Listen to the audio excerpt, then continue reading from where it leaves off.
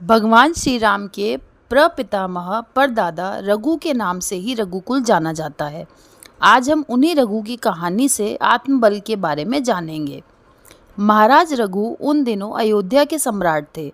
रघु ने एक भारी यज्ञ का आयोजन किया और यज्ञ की समाप्ति पर ब्राह्मणों और दीन दुखियों को अपना सब धन, आभूषण, वस्त्र इत्यादि सर्वस्व दान कर दिया। उनके पास केवल साधारण वस्त्र ही बचे थे। तब वर्तंतु ऋषि के शिष्य ब्राह्मण कुमार कौत्स का आगमन हुआ। महाराज रघु ने उनके पैर धोकर उनका यथोचित आदर सत्कार करने के पश्चात आगमन का कारण जानना चाहा।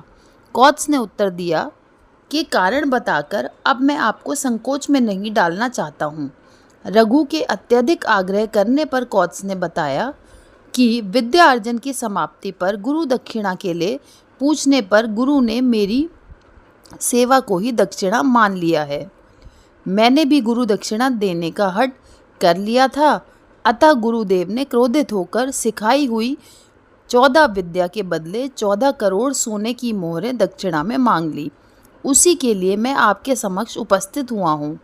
कौत्स की बात सुनकर राजा ने उनसे 30 दिन अयोध्या की अग्निशाला में ठहरने की प्रार्थना की और कहा कि इन 3 दिनों में मैं आपकी गुरु दक्षिणा का प्रबंध अवश्य कर दूंगा।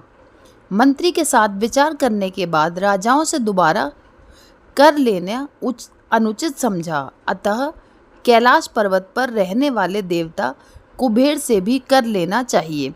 उन्होंने चक्रवर्ती सम्राट रघु को कभी कर नहीं दिया।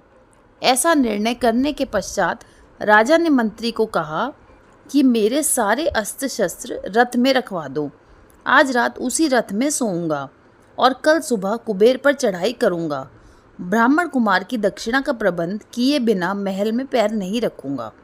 प्रातःकाल होने पर रथ में सोए हुए राजा के पास दौड़ता हुआ कोषाध्यक्ष आया और सूचित किया कि महल का भंडार गृह सोने की मोहरों से भरा हुआ है।